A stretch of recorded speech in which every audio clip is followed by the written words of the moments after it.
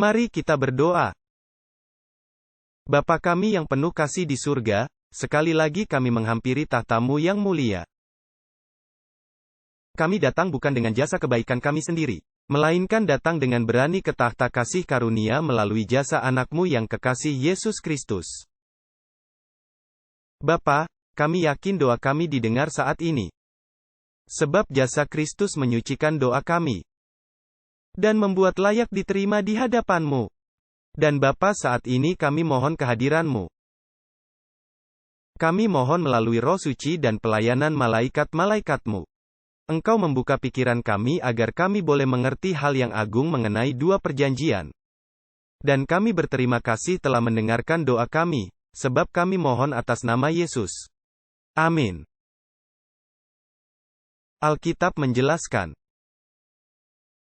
dua hukum utama. Dan saat kita memulai pelajaran kita hendak perhatikan apakah sebenarnya dua hukum utama itu menurut Alkitab. Yang pertama adalah hukum moral dari Tuhan yang membedakan antara baik dan jahat. Kita buka Alkitab bersama-sama di kitab Kejadian 2 ayat 15-17. Kejadian 2 ayat 15-17. Di sini terdapat perintah moral dari Tuhan. Dikatakan, lalu Tuhan menempatkan manusia di Taman Eden untuk memelihara dan menjaganya. Lalu Tuhan katakan, semua pohon di taman ini boleh kamu makan. Tetapi pohon pengetahuan baik dan jahat. Perhatikan, pohon pengetahuan baik dan jahat jangan kamu makan. Sebab pada hari kamu memakannya kamu akan mati. Pada pelajaran kita yang lalu sebenarnya dalam perintah yang satu ini tercakup seluruh prinsip 10 hukum. Saya tidak ulangi lagi karena hal itu sudah kita bahas. Tapi dalam satu perintah ini tercakup semua prinsip 10 hukum itu. Ini perintah moral dari Tuhan. Makan pohon itu adalah jahat, dan tidak memakan dari pohon itu adalah baik. Dengan kata lain Tuhan meletakkan aturan dasar apa yang baik dan apa yang jahat. Dan mengharapkan penurutan dari Adam dan Hawa. Pada dasarnya Tuhan maksudkan sebagai berikut. Jika engkau tidak patuhi perintahku, itu adalah dosa. Dan upah dosa adalah apa? Upah dosa adalah maut. Jadi saya mau Anda perhatikan bahwa hukum moral Tuhan sudah ada sebelum dosa, sebelum Adam dan Hawa berdosa. Dan tujuan hukum moral adalah membedakan antara yang benar dan salah, dan antara yang baik dan jahat. Tentu kita sudah ketahui Adam dan Hawa telah berdosa. Sewaktu Adam dan Hawa telah berdosa, Tuhan mendirikan hukum yang lain. Itu dikenal sebagai hukum upacara, atau hukum peraturan korban-korban. Hukum upacara muncul setelah dosa. Ini bukanlah rencana awal dari Tuhan. Hukum moral sudah ada sebelum dosa. Hukum upacara dibuat sebab adanya dosa. Perhatikan Kejadian 3 ayat 21 yang kita telah bahas sebelumnya. Kejadian 3 ayat 21. Di sini dikatakan ketika Adam dan Hawa berdosa. Korban dipersembahkan pada hari mereka jatuh dalam dosa. Dikatakan di sana, juga kepada Adam dan istrinya. Tuhan buat pakaian dari kulit binatang lalu mengenakannya kepada mereka. Bagaimana mereka menutupi rasa malu ketelanjangan mereka? Ditutupi oleh kulit dari apa? Dari domba. Apa yang harus dilakukan untuk mendapat kulit binatang? Hewan itu harus dibunuh. Jadi pada dasarnya Tuhan menunjukkan sejak awal sejarah manusia bahwa cara menutupi rasa malu ketelanjangan manusia, dosanya, adalah oleh kematian domba, dan kematian domba itu akan menutupi rasa malu mereka. Perhatikanlah, Hukum upacara korban ada setelah dosa masuk ke dalam dunia. Hukum moral sudah ada sebelum dosa masuk ke dunia ini. Jelas sekali dalam kitab Kejadian, bukan? Sangat jelas. Hukum moral sebelum ada dosa. Hukum upacara korban ada setelah dosa, dan oleh sebab dosa. Kita tahu ini di Kejadian 1-3. Tapi pertanyaannya adalah bagaimana dengan Kejadian 4 sampai Keluaran 19? Sebab dalam Keluaran pasal 20 ada tertulis hukum. Sebenarnya, 10 hukum moral Tuhan sudah ada. Dari Kejadian 4 sampai Keluaran 19. Anda bertanya, bagaimana mengetahui itu? Saya berikan contoh orang-orang sudah berdosa. Sebelum 10 hukum ditulis di 2 loh batu di Gunung Sinai. Apakah setan sudah berdosa di surga? Kita sudah pelajari ini. Alkitab katakan dia sudah berdosa sejak mulanya. Apakah Adam telah berdosa? Roma 5 ayat 12 mengatakan bahwa dosa masuk ke dunia melalui seorang manusia. Apakah Kain berdosa? Ya, Tuhan katakan dosa sudah berada di pintu. Sewaktu dia berniat hendak membunuh saudaranya. Apakah umat manusia sudah berdosa sebelum air bah? Alkitab katakan, kejahatan manusia sungguh besar dan segala angan-angan hatinya adalah jahat semata-mata. Apakah Sodom dan Gomora sudah berdosa? Tentu saja. Kejadian 13 ayat 13 dan Kejadian 18 ayat 20, mengatakan Sodom Gomora besar dosanya di hadapan Tuhan. Apakah bangsa Amori orang berdosa sebelum hukum diberikan di Gunung Sinai? Jelas sekali, Kejadian 15 ayat 16 dikatakan, kedurjanaan orang Amori belum genap. Apakah Yusuf tahu bahwa berzina itu salah?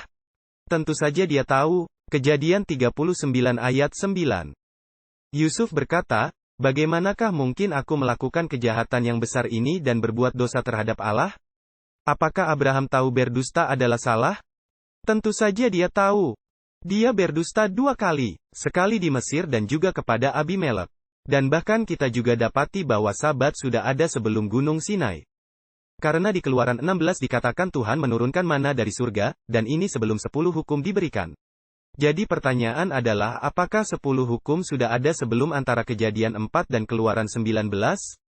Tentu saja, karena sudah ada dosa, dan dosa adalah pelanggaran hukum. Kemudian, saya ingin tanyakan apakah hukum upacara sudah ada antara Kejadian 4 dan Keluaran 19? Tentu saja. Pertama, saya ingin sebutkan bahwa dalam Kejadian 4 terdapat kisah Kain dan Habel. Apakah Tuhan menyuruh membawa korban kepada Kain dan Habel? Ya atau tidak? Tentu saja. Perhatikan Kejadian 4 dan baca ayat 3-5. Setelah beberapa waktu lamanya, maka Kain membawa persembahan hasil tanah itu kepada Tuhan. Habel juga mempersembahkan dari anak sulung dari ternaknya beserta lemaknya. Dan Tuhan mengindahkan Habel dan persembahannya. Tapi tidak mengindahkan Kain dan persembahannya.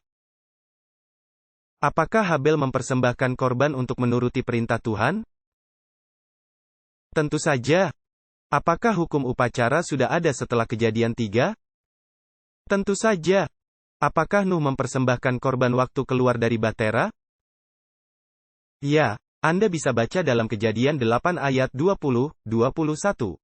Apakah Abraham mempersembahkan korban kepada Tuhan dan mendirikan mezbah untuk Tuhan? Tentu saja. Dan kita telah pelajari pengorbanan Ishak yang menunjukkan ke depan tentang kematian Yesus di salib. Bahkan Yesus katakan, Abraham bapamu bersukacita bahwa ia akan melihat hariku, Yohanes 8 ayat 56. Juga dikatakan di Kejadian bahwa Ishak mempersembahkan korban. Dan Yakub juga mempersembahkan korban. Jadi tata upacara mengenai persembahan dan korban telah ada antara Kejadian 4 dan Keluaran 19 sebelum 10 hukum.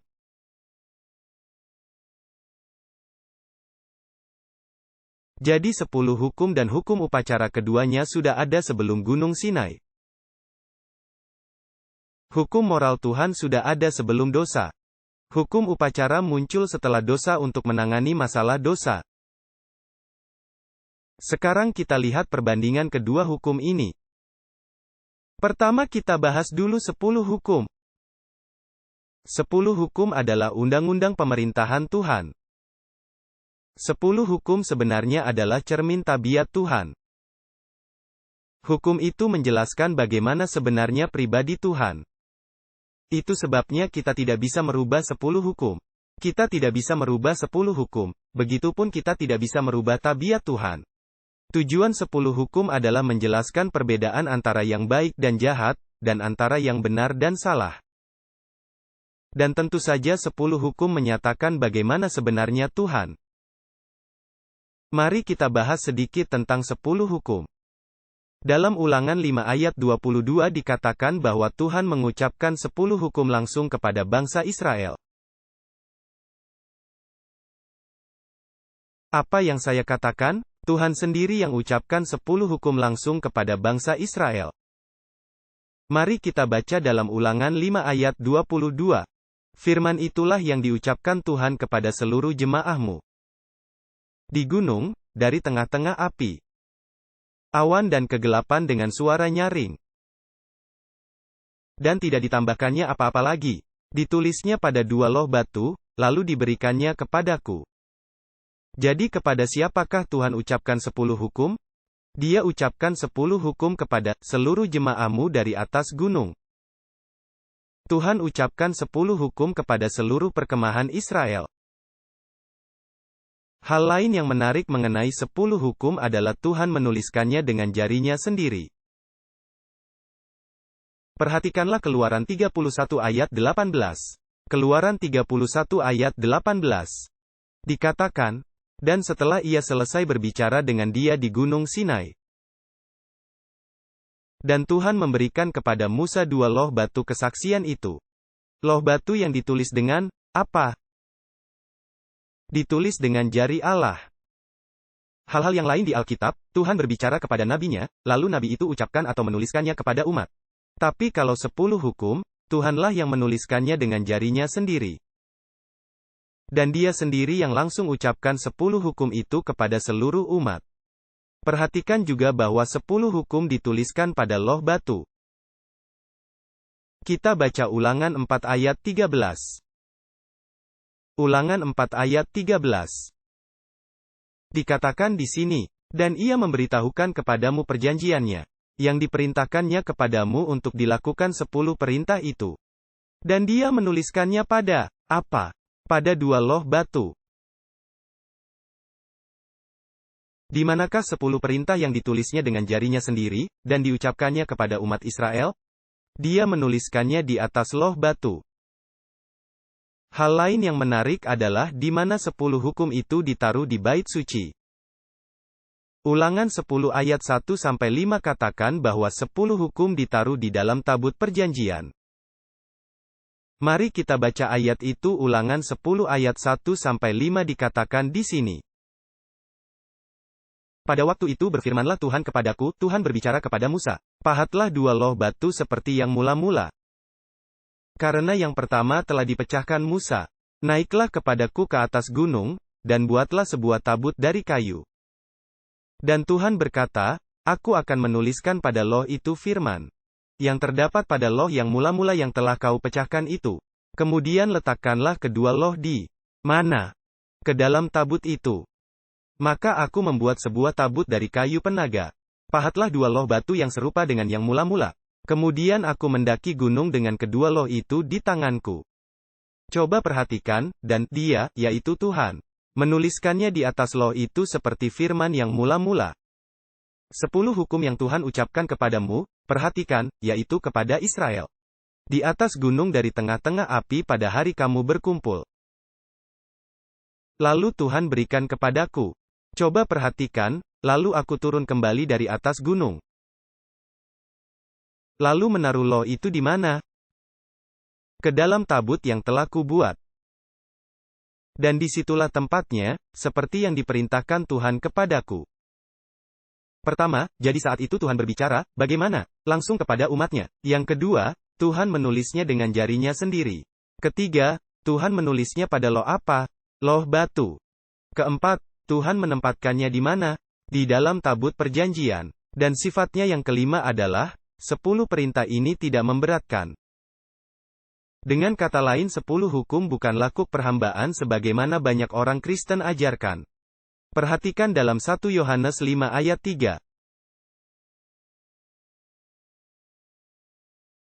Di sini murid yang terkasih, Yohanes, berkata, sebab inilah kasih kepada Allah, yaitu bahwa kita menuruti perintah-perintahnya.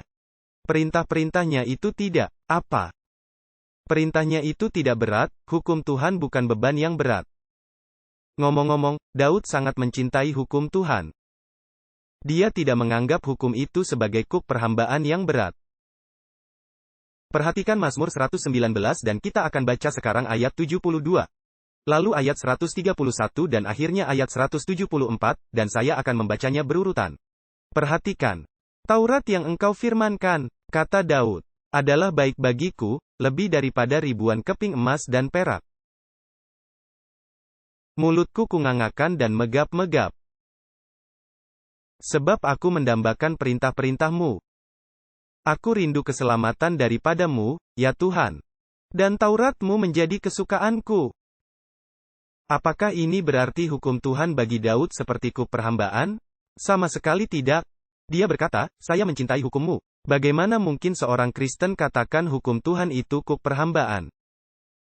Padahal hukum itu menjelaskan perbedaan antara benar dan salah, antara yang baik dan jahat. Mari kita bahas sedikit tentang hukum upacara. Hukum upacara sebenarnya ditulis oleh Musa, bukan ditulis oleh Tuhan. Perhatikanlah dalam kitab Ulangan 31 ayat 9 di sini dikatakan. Jadi Musa menuliskan hukum ini dan memberikannya kepada para imam, anak-anak Lewi, yang mengangkut tabut perjanjian Tuhan, dan kepada segala tua-tua Israel. Jadi, siapa yang menulis hukum upacara? Alkitab katakan, Musalah yang menuliskan hukum upacara ini. Tetapi bukan hanya itu, Musa juga mengucapkan hukum ini kepada para pemimpin agama dan umat Israel. Siapa yang mengucapkan 10 hukum? Tuhanlah yang mengucapkan 10 hukum kepada seluruh umat Israel. Sekarang, perhatikan apa yang dikatakan di dalam kitab Imamat 1 ayat 1-2. Tuhan memanggil Musa dan berfirman kepadanya. Kepada siapakah dia ucapkan ketika dia berikan 10 hukumnya? Kepada seluruh perkemahan Israel. Kepada siapakah Tuhan berbicara waktu memberikan hukum upacara? Kepada Musa. Dikatakan, Tuhan memanggil Musa dan berfirman kepadanya. Dari dalam kemah pertemuan berkatalah. Berbicaralah kepada orang Israel. Lihatlah, Tuhan pakai perantara untuk berbicara kepada umat. Berbicaralah kepada orang Israel, dan katakan kepada mereka. Apabila seseorang di antaramu hendak membawa persembahan kepada Tuhan, haruslah persembahanmu yang kamu persembahkan itu dari ternak, yakni dari lembu sapi atau dari kambing domba. Dan pasal-pasal berikutnya menjelaskan berbagai persembahan dan korban yang dilakukan di bait suci atau di kemah suci. Saya ingin juga Anda perhatikan bahwa hukum upacara itu ditulis di dalam kitab. Dan itu ditempatkan di samping tabut perjanjian, bukan di dalam tabut perjanjian. Perhatikanlah dalam kitab Ulangan 31 ayat 24-26. Ulangan 31 ayat 24-26. Dikatakan di sini, setelah Musa selesai menuliskan perkataan hukum Taurat itu dalam apa? Dalam sebuah kitab. Siapa yang menulis hukum ini? Musa. Di mana dia menulisnya? Di dalam sebuah kitab. Jadi dikatakan, setelah Musa selesai menuliskan perkataan hukum Taurat itu dalam sebuah kitab. Setelah sudah selesai maka Musa memerintahkan Bani Lewi, yang pengangkut tabut perjanjian Tuhan, katanya, ambillah kitab Taurat ini dan letakkanlah di samping tabut perjanjian Tuhan, Allahmu. Supaya itu menjadi saksi di situ terhadap kamu. Di manakah hukum upacara ini ditaruh? Ditaruh samping tabut perjanjian. Di manakah 10 hukum ditaruh? Ditaruh di dalam tabut perjanjian. Apakah jelas perbedaannya antara hukum moral Tuhan dan hukum upacara? Jelas sekali menurut Alkitab. Mari kita bahas sedikit tentang hukum dosa, kematian, dan pengganti. Hal pertama yang saya ingin supaya diperhatikan adalah tujuan dari hukum untuk menunjukkan dosa. Coba perhatikan di dalam kitab Roma 3 ayat 20. Roma 3 ayat 20. Sebab tidak seorang pun yang dapat dibenarkan di hadapan Allah oleh karena melakukan hukum Taurat. Karena melalui hukum Taurat itulah, apa, mendapat pengetahuan akan dosa. Bagaimana Anda tahu bahwa suatu perbuatan adalah dosa? Karena hukum Tuhan mengatakan kepada kita bahwa hal itu dosa. Misalnya, bagaimana Anda tahu bahwa menjalin hubungan intim dengan istri tetangga kita itu salah? Karena ada hukum mengatakan, jangan. Apa? Berzinah? Dari mana kita tahu berbohong itu salah? Sebab ada hukum mengatakan, jangan mengucapkan saksi dusta pada sesamamu. Jadi tujuan hukum, ke-10 perintah adalah menunjukkan dosa. Dan pertanyaannya adalah, apakah dosa itu? Alkitab memberi definisi apa dosa itu. Di 1 Yohanes 3 ayat 4 dikatakan, setiap orang yang berbuat dosa juga melakukan pelanggaran hukum Allah. Sebab dosa ialah pelanggaran hukum Allah. Atau menurut Alkitab versi King James, dosa adalah pelanggaran hukum. Jadi, hukum menunjukkan dosa, dan dosa adalah pelanggaran hukum moral Tuhan. Dan apakah akibat dosa menurut firman Tuhan? Perhatikan Roma 6 ayat 23, bagian yang pertama dari ayat itu berkata, sebab upah dosa ialah, apa? Maut. Jadi perhatikan, hukum Tuhan menunjukkan dosa, dosa adalah pelanggaran hukum. Dan pelanggaran hukum berakibat apa? Kematian. Berapa orang dari kita yang sudah berbuat dosa? Semua. Anda tahu, jika ada yang mengatakan dia tidak pernah berdosa, itulah dosanya yang pertama, karena dia sudah berbohong. Alkitab berkata di Roma 3 ayat 10, seperti ada tertulis.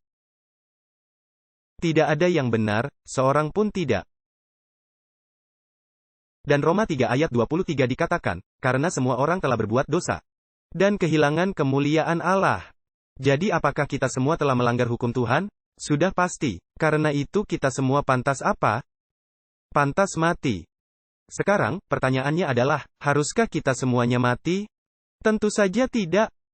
Mengapa? Karena apa yang dituntut oleh hukum, Yesus yang menggenapinya. Dan hukuman yang dituntut oleh hukum Tuhan, Yesus yang bayar.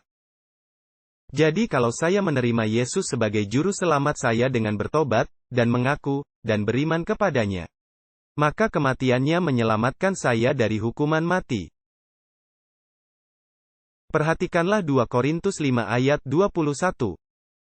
Di sini diberikan jalan keluarnya dosa. Hukum upacara berhubungan dengan cara penyelesaian dosa. Hukum ini muncul setelah ada dosa sebab dosalah yang membuat kita semuanya masuk dalam daftar hukuman mati. 2 Korintus 5 ayat 21 berkata, sebab dia, yaitu Allah Bapa. Sebab dia telah dibuatnya, yaitu Yesus, yang tidak mengenal dosa. Yesus tidak mengenal dosa, tetapi Bapa membuatnya menjadi dosa karena kita. Dengan kata lain, Tuhan mengambil dosa kita dan meletakkannya pada siapa? Pada Yesus. Sekarang, kita ke bagian akhir dari ayat ini, supaya kita dibenarkan oleh Allah di dalam Dia. Dia mengambil kesalahan kita agar kita boleh mendapatkan kebenarannya. Itulah yang ditunjukkan oleh hukum upacara. Sekarang, kita perlu mengajukan pertanyaan yang sangat penting. Apakah yang bisa menyelamatkan manusia dari hukuman mati? Itu adalah, apa? Kehidupan Yesus dan kematiannya di atas salib, bukan? Tapi sekarang ada pertanyaan yang penting. Bagaimana orang saleh zaman Perjanjian Lama diselamatkan sebelum Yesus datang?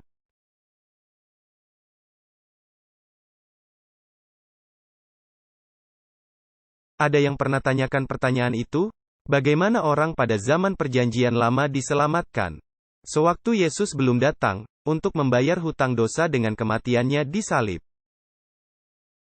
Nah, marilah kita memakai suatu hipotesa. Misalkan seseorang di perkemahan Israel berniat untuk mencuri sandal tetangganya.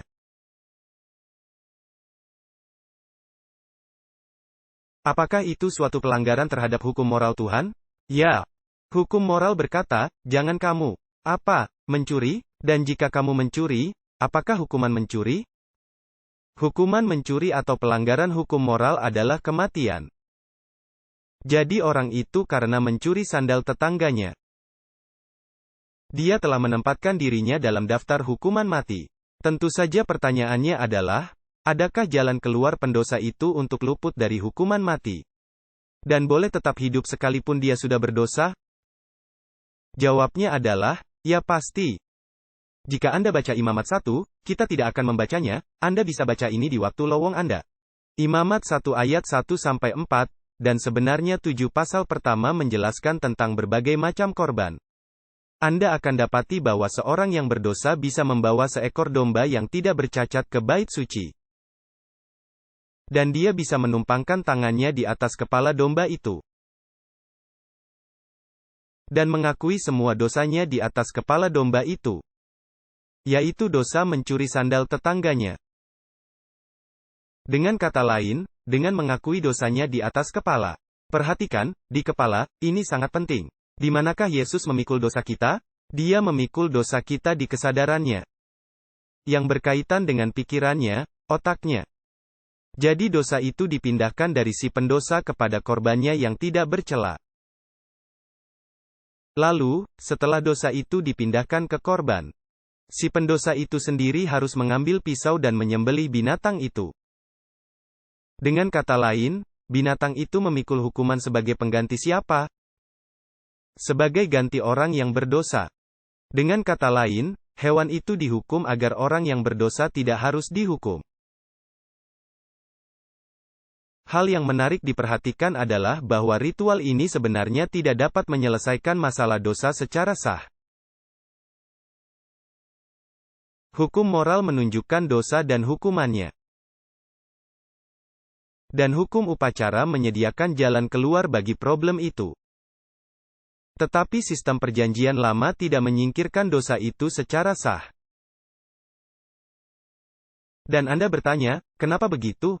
Mari kita baca Ibrani 10 ayat 4. Ibrani 10 ayat 4. Di sini Rasul Paulus dengan jelas berkata, sebab darah lembu jantan atau darah domba jantan tidak mungkin bisa, apa? Tidak bisa menghapuskan dosa. Jadi, apakah korban-korban ini secara sah benar-benar menghapuskan dosa? Sama sekali tidak. Karena dosa tidak bisa dihapuskan oleh kematian binatang. Sang Haliklah sendiri yang harus datang. Dan memberikan nyawanya sebagai pengganti nyawa ciptaannya. Anda bertanya, kalau begitu apa gunanya seluruh upacara korban ini? Coba saya jelaskan. Seluruh sistem perjanjian lama sesungguhnya adalah sistem surat utang. Apabila seorang berdosa datang ke bait suci, mengakui dosanya di atas kepala hewan korban, lalu menyembelih hewan itu, pada saat itu Yesus berkata, orang berdosa ini datang dengan pertobatan kepadaku, aku akan bayar. Dengan kata lain, hukuman orang yang berdosa ini digantikan. Karena Yesus Kristus telah berjanji bahwa kelak dia akan melakukan apa? Dia akan datang untuk membayar dosa itu. Dengan kata lain, orang berdosa di perjanjian lama, melihat dalam korban itu simbol Kristus. Dan dia tetap diselamatkan oleh Kristus yang masih akan datang kelak. Namun dosa belum dihapuskan secara sah sampai nanti Yesus mati di atas salib. Dengan kata lain, hukuman matinya ditunda atau ditangguhkan.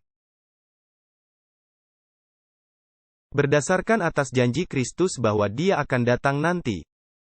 Untuk melunasi semua surat utang dari sistem perjanjian lama. Dengan kata lain, sistem perjanjian lama itu adalah suatu sistem hutang, sistem kredit. Artinya bait suci perjanjian lama itu dipenuhi oleh dosa. Karena darah lembu dan kambing tidak bisa menyingkirkan dosa. Sekarang, marilah ke Kolose 2 ayat 13-14 yang mengacu kepada hal ini. Kolose 2 ayat 13-14.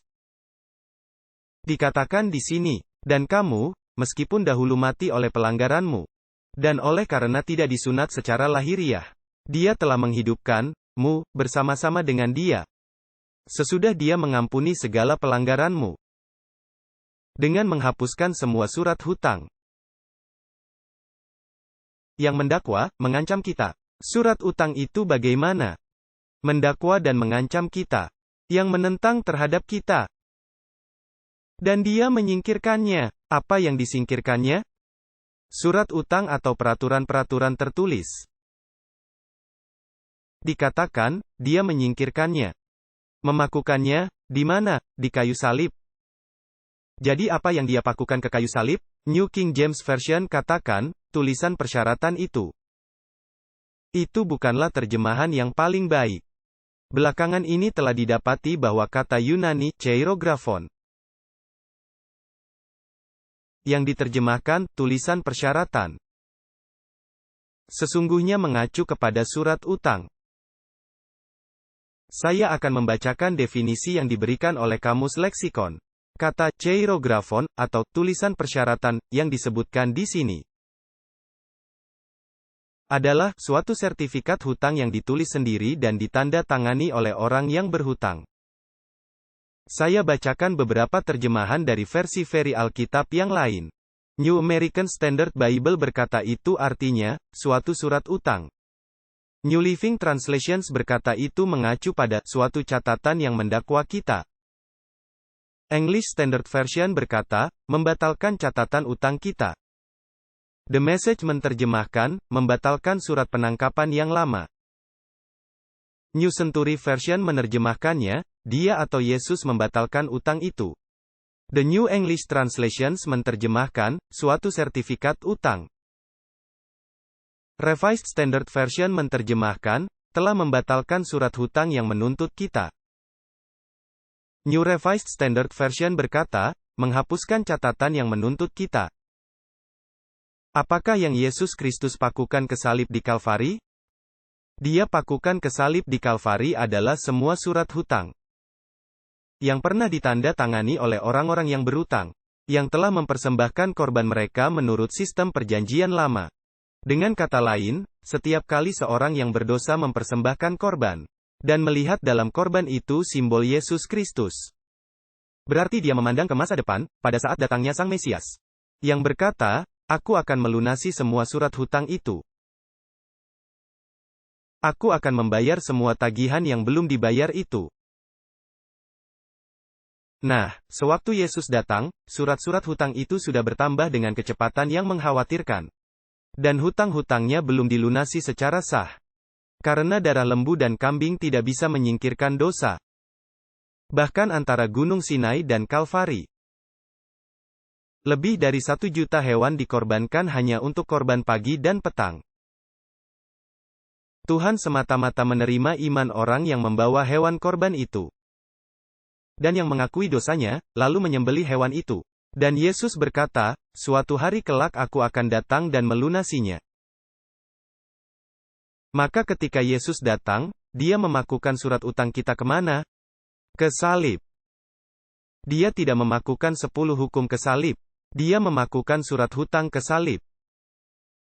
Dia membereskannya, sekali untuk selamanya secara sah. Karena sekarang dia mempersembahkan darahnya sendiri yang begitu berharga. Anda pahamkah yang saya katakan? Sekarang, marilah kita ke Kolose 2 ayat 15. Sebagai hasil yang Yesus lakukan di atas salib, kini dia bisa sedikit membanggakan diri. Dan dia benar-benar bisa membeberkan setan dan malaikatnya. Sebab setan katakan engkau tidak bisa mengampuni orang-orang berdosa. Sebab darah lembu dan domba tidak dapat menyingkirkan dosa. Tapi sewaktu Yesus pakukan surat hutang di kayu salib, sekarang Yesus dapat mengatakan sesuatu kepada penguasa di udara dan penghulu dunia. Perhatikan Kolose 2 ayat 15. Dikatakan, setelah dia melucuti pemerintah-pemerintah dan penguasa-penguasa dan menjadikan apa? Menjadikan mereka tontonan umum. Dalam kemenangannya atas mereka, yaitu kemenangannya di mana? Di salibnya. Mari saya berikan contoh Alkitab agar Anda paham apa artinya ini. Dalam kitab Yudas 9. Ada kisah kematian Musa dan ada hal yang terjadi setelah dia mati. Ada 2 hal yang aneh mengenai kematian Musa. Pertama, Alkitab katakan Tuhan yang menguburkan dia. Satu-satunya orang yang saya tahu yang Tuhan kuburkan. Yang kedua, Alkitab katakan bahwa tak seorang pun yang tahu di mana kuburannya. Ini hal yang tidak lazim, sebab orang Yahudi selalu menandai makam para pahlawan mereka. Lalu kemudian dalam pelayanan Kristus di Bukit Transfigurasi, Musa terlihat sedang berbicara dengan Yesus di bukit itu. Apa yang telah terjadi ketika dia, Musa, mati? Tentu saja dia telah dibangkitkan. Perhatikan Judas 9 terdapat rujukan peristiwa ini. Dikatakan, Mikhael, penghulu malaikat ketika berselisih dengan iblis. Waktu mempertentangkan mengenai apa? Oh, Mikhael sedang berselisih mengenai apa? Mayat Musa. Apakah Anda pikir Tuhan memperebutkan jenazah atau memperebutkan jasad? Mikhael datang untuk berbuat apa? Dia datang melakukan apa yang dia akan lakukan nanti, bila dia datang kembali. Tuhan sendiri akan turun dari surga, dengan satu seruan, dengan suara. Apa? Penghulu malaikat, dan sangkakala Allah. Dan mereka yang mati dalam Kristus akan lebih dahulu bangkit. Jadi dikatakan, dia tidak berani menuduh iblis yang menghina, tapi berkata, Tuhanlah yang menegur engkau? Anda tahu, sewaktu Yesus bangkit dari kematian, dia tidak bangkit seorang diri. Ada sekelompok orang yang bangkit bersamanya. Sekarang dia bisa membangkitkan mereka, karena semua surat hutang mereka telah dibereskan oleh Yesus.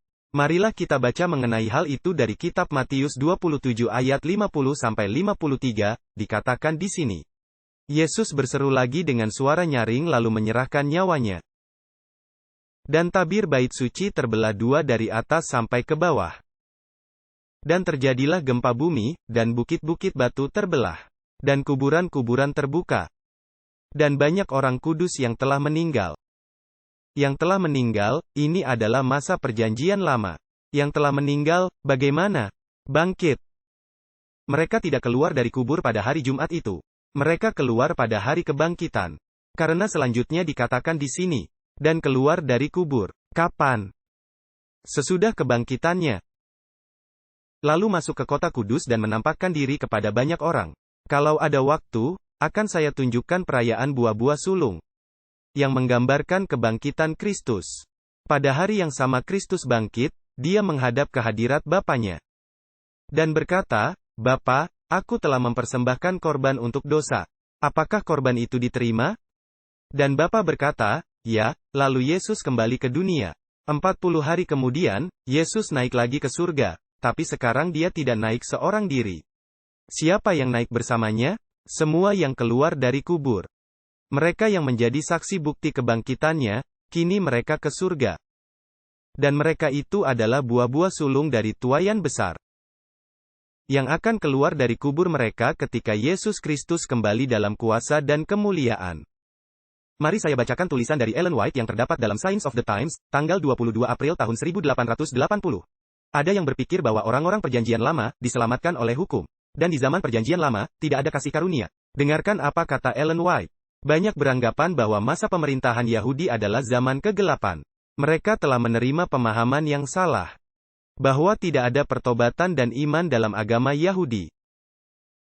Dan mereka mengklaim itu hanya terdiri atas formalitas dan upacara. Tetapi umat Israel sesungguhnya diselamatkan oleh Kristus. Sama seperti orang berdosa di zaman ini. Dengan iman mereka melihat Kristus dalam semua lambang dan bayangan. Yang menunjuk kepada kedatangan Kristus yang pertama dan kematiannya. Ketika lambang diwujudkan pada yang dilambangkan. Mereka bersukacita dalam seorang juru selamat yang akan datang. Yang dilambangkan oleh persembahan-persembahan korban. Sementara kita bersukacita dalam seorang juru selamat yang telah datang. Bagi Israel kuno adalah penantian. Bagi Israel modern adalah kepastian. Juru selamat dunia mempunyai hubungan erat dengan umatnya waktu itu. Dalam wujud tiang awan. Sebab itu, janganlah kita berkata mereka tidak memiliki Kristus di zaman Yahudi. Bagaimana orang diselamatkan di perjanjian lama? Mereka diselamatkan oleh Yesus Kristus. Korban-korban itu tidak menyelamatkan mereka. Itu menunjuk ke depan seorang juru selamat yang melunasi hutang dosa secara sah. Setiap kali mereka mempersembahkan korban, itu surat hutang baru. Dan Yesus berkata, jangan khawatir, aku akan melunasi surat hutang itu. Ini sistem kredit yang amat besar. Dan ketika Yesus datang, dia ambil semua surat hutang itu, surat perjanjian hutang, dan dia memakukan surat hutang itu ke salib. Dan semua orang yang telah mati di dalam iman waktu itu Mereka benar-benar diselamatkan secara sah dari dosa saat itu oleh karena Yesus Kristus. Seluruh sistem surat utang ini berakhir ketika Yesus mati di atas salib. Marilah kita perhatikan Ibrani 7 ayat 18-19. Dikatakan di sini, karena di satu pihak, terjadi pembatalan perintah yang lama. Jika dibaca konteksnya, kata perintah ini berkaitan dengan peraturan keimamatan. Karena itu tidak mempunyai kekuatan dan tidak berguna. Selanjutnya dikatakan, kalau dibaca dari konteksnya ini berbicara hukum upacara. Sebab hukum Taurat sama sekali tidak membawa kesempurnaan. Dengan kata lain, hukum upacara ini pada akhirnya tidak menyelesaikan masalah dosa. Di pihak lain, itu membawa apa? Pengharapan yang lebih baik, olehnya kita dibawa lebih dekat kepada Allah. Apakah pengharapan yang lebih baik? Pengharapan yang dibawa oleh siapa? Oleh Yesus Kristus. Perhatikan juga Ibrani 8 ayat 13. Ibrani 8 ayat 13, dikatakan di sini. Dengan mengatakan suatu perjanjian baru. Dia telah menjadikan perjanjian yang pertama. Apa? Menjadi tidak berlaku. Kini apa yang tidak berlaku dan telah menjadi tua dan usang? Telah dekat apa? Dekat kepada kemusnahannya. Dan jika Anda baca konteksnya, ini mengenai hukum upacara. Yang segera berakhir ketika Yesus Kristus mati di atas salib di Kalvari. Semua sistem keimamatan ini, persembahan, korban dan pembasuhan, dan lain-lain. Yang menunjuk ke depan kepada Yesus. Dan ketika Yesus datang, semua ini yang disebut tidak berguna, dipakukan ke salib dan diakhiri. Dan sudah tidak perlu lagi merayakan semua ritual dan upacara itu. Sekarang saatnya kita untuk mengerti Kolose 2 ayat 16-17. Ayat ini sangat disalahpergunakan oleh orang-orang Kristen. Mereka coba pakai ayat ini untuk membuktikan kita boleh makan atau minum semua yang kita mau. Mereka pakai untuk membuktikan kita tidak perlu lagi memelihara Sabat hari ke-7. Marilah kita perhatikan apa yang sebenarnya diajarkan oleh ayat ini. Kolose 2 ayat 16. Jadi, sebab dia telah pakukan semua surat hutang ke salib, itulah konteks Kolose 2 ayat 15. Karena itu janganlah kamu biarkan orang menghakimi kamu, mengenai makanan dan minuman. Atau mengenai hari raya, bulan baru ataupun hari Sabat. Yang adalah bayangan dari apa yang harus datang. Sedangkan wujudnya adalah siapa? Wujudnya adalah Kristus. Saya mau membacakan suatu pernyataan yang kita temukan di buku Patriarchs and Prophets hal 365. Perhatikan apa kata Ellen White mengenai sistem perjanjian lama ini. Dan apa yang orang-orang Kristen ajarkan. Banyak orang Kristen ajarkan sistem perjanjian lama ini. Katanya, banyak orang yang mencoba menggabungkan kedua sistem ini. Menggunakan ayat-ayat yang membicarakan hukum upacara. Untuk membuktikan bahwa hukum moral sudah dihapuskan.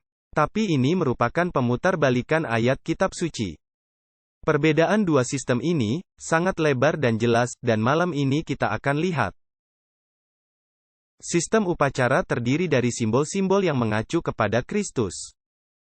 Menunjuk kepada pengorbanannya dan keimamatannya. Hukum ritual ini, beserta korban-korban dan peraturan-peraturannya, harus diadakan oleh umat Yahudi.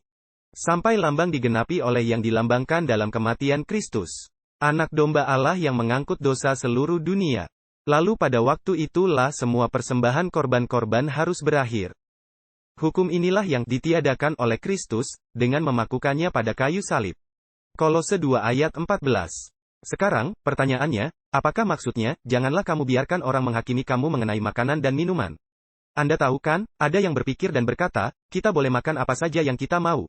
Faktanya adalah bahwa makanan dan minuman di sini, sama sekali tidak ada kaitannya dengan makanan dan minuman di meja kita. Anda lihat, dalam korban-korban di perjanjian lama, ada disertai dengan persembahan makanan dan minuman. Marilah kita baca satu contoh, dan ada banyak. Keluaran 29 ayat 38-41. Ini mengacu makanan minuman yang dipersembahkan bersama korban-korban. Ini tidak ada hubungannya dengan makanan yang kita makan di meja kita. Dikatakan, inilah yang harus kau persembahkan di atas mezbah itu. 2 anak domba berumur setahun, setiap hari secara terus-menerus. 1 domba kau persembahkan waktu pagi dan yang satunya waktu petang. Dan domba yang satu harus ada 1/10 eva tepung. Anda lihat, inilah persembahan makanannya. Dicampur dengan minyak peras 1/4 hin, ini juga makanan. Dan 1/4 hin apa? Anggur sebagai, apa? Persembahan minuman? Lalu di ayat 41, dan domba yang lain haruslah kau persembahkan pada petang. Dan harus kau persembahkan dengan persembahkan sajian dan minuman. Sebagaimana pada pagi hari, sebagai suatu persembahan yang harum, suatu korban api-apian kepada Tuhan. Jadi makanan minuman di sini ini berbicara tentang apa? Apakah ini berbicara mengenai, apakah kita boleh makan babi atau tidak? Atau apakah boleh makan lobster atau tidak? Atau apakah kita boleh makan udang atau tidak? Ini tidak ada kaitannya dengan makanan sehari-hari. Ini berkaitan dengan makanan dan minuman yang dipersembahkan sehubungan dengan sistem upacara korban. Perhatikanlah Ibrani 9, di mana hal ini dibicarakan lagi. Ibrani 9 ayat 9-12. Tentang sistem perjanjian lama dikatakan, itu adalah lambang yang mengacu pada masa sekarang. Hal mana baik persembahan maupun korban yang dipersembahkan, yang tak dapat menyempurnakan mereka, yang mempersembahkannya menurut hati nurani mereka. Tidak ada persembahan korban perjanjian lama yang bisa meyakinkan kepada umat bahwa dosa saya benar-benar telah dibereskan. Karena darah lembu dan kambing tidak bisa menghapus dosa. Perhatikan ayat 10. Sistem upacara ini hanya sehubungan soal apa? Soal makanan dan minuman, istilah yang sama yang terdapat di Kolose 2. Jadi apakah ini soal makanan yang dihidangkan di meja kita? Bukan, ini berbicara soal hukum korban-korban dan persembahan-persembahan. Dikatakan, ini hanya soal makanan minuman, pelbagai macam pembasuhan, dan aturan-aturan secara lahiriah saya. Perhatikanlah, yang hanya berlaku sampai tibanya masa pembaharuan. Sampai kapankah peraturan makanan minuman dan pembasuhan dan korban? Sampai masa pembaharuan. Pertanyaan, kapankah masa pembaharuan? Perhatikan ayat berikutnya. Kristus telah datang sebagai imam besar dari hal-hal baik yang akan datang. Kemah yang lebih besar dan lebih sempurna. Bukan dibuat oleh tangan manusia, artinya bukan dari dunia ini. Bukan dengan darah domba jantan atau anak lembu. Melainkan dengan, apa? Dengan darahnya sendiri? Ia telah masuk ke dalam tempat kudus satu kali untuk selamanya, setelah mendapatkan penebusan yang kekal bagi kita. Jadi makanan dan minuman itu berhubungan dengan apa? Semua itu berhubungan dengan hukum upacara. Perhatikan Ibrani 10 ayat 1-4, disampaikan pemikiran yang sama. Dikatakan, karena hukum Taurat. Dan konteksnya menunjuk hukum upacara, nanti kita akan lihat. Karena hukum Taurat adalah bayangan dari hal-hal baik yang akan datang. Apakah itu hal-hal baik yang akan datang? Yesus Kristus. Benar. Dan bukan gambar yang sesungguhnya. Maka itu tidak dapat dengan korban yang sama. Lihat, ini hukum korban-korban, bukan? Dengan korban yang sama ini. Yang terus-menerus dari tahun ke tahun. Membuat mereka yang datang jadi sempurna. Ini bukan bicara mengenai kesempurnaan moral. Ini mengenai mereka yang berkata, dosa saya sudah dibereskan sekali untuk selamanya. Ayat 2, seandainya hal itu mungkin, bukankah korban itu tak usah dipersembahkan lagi? Seandainya korban itu membereskan dosa, mengapa terus mempersembahkannya dari hari ke hari, dari tahun ke tahun? Sebab seandainya mereka yang beribadah telah disucikan, tidak lagi memiliki kesadaran akan dosa. Tetapi melalui korban-korban itu, yang mengingatkan adanya dosa setiap tahun. Sebab darah lembu jantan atau darah domba jantan tidak mungkin bisa menghapus. Apa? Menghapus dosa. Anda sudah paham apakah makanan dan minuman ini? Sekarang, marilah kita bahas tentang hari-hari rayanya. Janganlah kamu biarkan orang menghakimi kamu mengenai hari-hari raya. Di dalam sebuah buku yang baru diterbitkan, yang ditulis oleh teman saya, Ron Dupress, berjudul, Judging the Sabbath. Dia telah melakukan suatu penelitian yang sangat menarik mengenai kata, hari raya. Yang dipakai dalam Kolose 2, dalam versi KJV menyebutkan, hari yang suci, tapi sebenarnya itu adalah hari raya atau perayaan. Yang ditunjukkan dalam buku itu adalah kata, cagak, yang diterjemahkan di sini. Dalam perjanjian lama diterjemahkan, hari raya, dalam bahasa Yunaninya, horte. Tidak mengacu kepada semua hari raya orang Yahudi. Tapi itu mengacu pada hari-hari raya di mana orang Yahudi wajib pergi ke Yerusalem.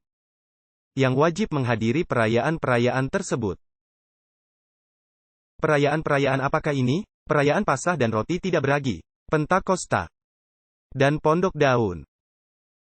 Setiap laki-laki yang berusia 12 tahun atau lebih, wajib pergi ke Yerusalem untuk menghadiri perayaan-perayaan itu. Yang menarik adalah, kata cagak dalam perjanjian lama yang diterjemahkan hari raya di perjanjian lama.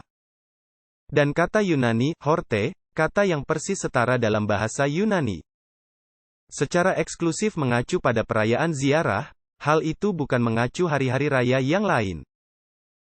Anda tahu, masih ada hari raya Nafiri atau terompet, hari pendamaian, dan tahun Yobel, dan juga ada tahun Sabat. Dan yang menarik adalah semua hari raya ini disebut dengan kata, Sabat-Sabat, itu adalah Sabat-Sabat upacara. Memang, ada yang memperdebatkan dan berkata, Pastor Bor, di sini dikatakan, janganlah kamu biarkan orang menghakimi kamu. Dan kamu katakan bahwa hari-hari raya itu adalah 7 hari raya tahunan. Bukankah itu sama dengan sabat upacara? Tidak, hal itu tidak sama, karena kata cagak perjanjian lama dan kata horte di perjanjian baru mengacu hanya pada perayaan ziarah besar. Sedangkan hari-hari sabat mengacu pada perayaan seperti hari raya Nafiri atau terompet, hari pendamaian, di mana orang-orang berhenti bekerja, dan hari tahun Sabat setiap 7 tahun, dan tahun Yobel pada setiap 50 tahun.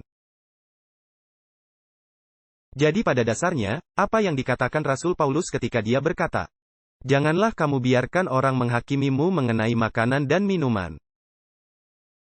Janganlah kamu biarkan orang menghakimi kamu mengenai hari raya. Ini tentang hari-hari raya ziarah ke Yerusalem. Lalu Paulus melanjutkan, janganlah orang menghakimi kamu mengenai bulan baru. Tentang apakah bulan baru ini? Dalam penanggalan tahun keagamaan orang Yahudi terdapat 7 bulan dalam tahun keagamaan.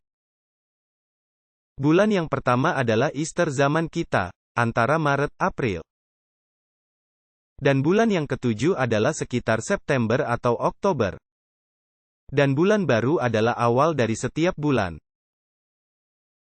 Nah, apakah sekarang ini kita merayakan 7 bulan? Tidak. Kita tidak merayakan ke-7 bulan perayaan orang Yahudi, bukan? Karena semuanya itu mengacu kepada siapa? Mereka semua mengacu kepada Yesus Kristus. Jadi haruskah kita rayakan bulan-bulan baru, pertanda dimulainya bulan-bulan itu? Sama sekali tidak. Perhatikan bilangan 28 ayat 11-19 di mana dibicarakan tentang bulan baru. Dikatakan, pada bulan barumu. Diterjemahkan, bulan baru. Haruslah kamu bawa korban bakaran kepada Tuhan. 2 ekor lembu jantan muda, seekor domba jantan, 7 ekor domba berumur setahun yang tidak bercela. Dan juga 3/10 eva tepung yang terbaik sebagai korban sajian, diolah dengan minyak, untuk tiap-tiap lembu jantan. Serta 2/10 eva tepung terbaik sebagai korban sajian, diolah dengan minyak, untuk domba jantan yang seekor itu. Serta 1/10 eva tepung yang terbaik sebagai korban sajian, diolah dengan minyak, untuk tiap-tiap domba. Itulah suatu korban bakaran, bau yang menyenangkan, dan seterusnya. Lalu kelanjutannya berbicara mengenai bulan itu. Kata bulan di sini diterjemahkan di dalam King James Version sebagai bulan baru.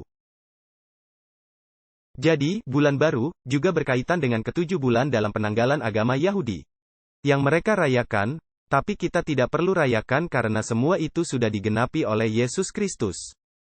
Nah, bagaimana dengan hari-hari Sabat yang disebutkan di Kolose pasal 2? Apakah ini mengenai Sabat hari ke-7? Tidak ada yang menghakimi saya jika saya tidak memelihara Sabat? Tentu saja tidak. Anda lihat, dikatakan di Kolose 2, bahwa semua hal ini adalah bayangan dari apa yang harus datang. Apakah Sabat hari ke-7 itu bayangan dari yang akan datang? Apakah Sabat hari ke-7 itu bayangan dari yang akan datang? Sama sekali bukan. Sabat hari ke-7 ini sudah ada sebelum adanya dosa. Dan Sabat hari ke-7 ini tidak mengacu kepada yang akan datang. Sabat menunjuk kemana? Menunjuk ke belakang. Itu peringatan penciptaan dunia. Jadi hari-hari Sabat ini, di Kolose 2, tidak mungkin Sabat hari ke-7. Karena Sabat hari ke-7 bukanlah bayangan dari apapun yang harus datang. Sabat hari ke-7 menunjuk ke belakang, pada apa yang telah dilakukan Tuhan pada saat penciptaan. Nah, marilah kita bicarakan satu topik terakhir sebelum mengakhiri pelajaran ini. Imamat pasal 23, memberikan perbedaan yang sangat jelas antara Sabat upacara dan Sabat hari ke-7. Perhatikan Imamat 23 ayat 3. Setelah ayat 2, Tuhan berkata, inilah hari-hari raya Tuhan yang harus kamu rayakan, lalu ada 7 hari raya yang disebutkan. Perhatikan Tuhan menempatkan Sabat-Sabat ini terpisah dengan Sabat hari ke-7 itu. Dikatakan di sini, 6 hari lamanya engkau bekerja. Tapi hari yang ke-7 adalah hari Sabat, hari perhentian yang hikmat. Hari pertemuan kudus, janganlah kamu melakukan sesuatu pekerjaan pada hari itu. Itulah Sabat bagi Tuhan di kediamanmu. Lalu setelah menyebut ketujuh hari raya di Imamat pasal 23, kita temukan pada akhir pasal ini di ayat 37-38. Saya ingin Anda perhatikan ada perbedaan antara sabat upacara dengan sabat hari ketujuh. Dikatakan di sini ayat 37, itulah hari-hari raya Tuhanmu, yang harus kamu maklumkan sebagai hari pertemuan kudus, untuk mempersembahkan korban api-apian kepada Tuhan, yaitu korban bakaran dan korban sajian, korban sembelihan dan korban-korban minuman semua sesuai harinya. Sekarang perhatikan ayat 38, semua persembahan ini adalah, apa? Selain daripada hari-hari sabat Tuhan. Selain persembahan-persembahan, selain segala korban nazarmu, dan selain semua korban sukarelamu, yang kamu persembahkan kepada Tuhan. Jadi, apakah semua perayaan ini selain sabat Tuhan? Sudah pasti. Sabat Tuhan adalah terpisah. Itu sebenarnya adalah peringatan tentang penciptaan. Maka Kolose 2 ayat 17 mengakhiri dengan berkata, semuanya itu adalah bayangan dari apa yang harus datang. Sedangkan wujudnya, atau intinya adalah siapa? Ialah Kristus. Jadi pengertiannya begini. Yesus berdiri di sini. Dan dia memproyeksikan bayangannya ke masa perjanjian lama. Dan apabila orang memandang bayangannya, kemanakah perhatian mereka? Apabila melihat bayangannya, jika Anda lihat bayangan, apa Anda lakukan? Anda ingin tahu apa yang memantulkan bayangan itu. Semua upacara perayaan orang Yahudi memandang semua perayaan bayangan ini. Persembahan-persembahan dan korban-korban dan itu menuntun untuk memandang kepada siapa? Yaitu kepada yang sebenarnya atau wujud yang memantulkan bayangan itu. Dengan kata lain, seluruh sistem ini berpusat pada Yesus Kristus. Mereka bukan diselamatkan oleh hukum. Mereka diselamatkan oleh kasih karunia sama seperti kita hari ini.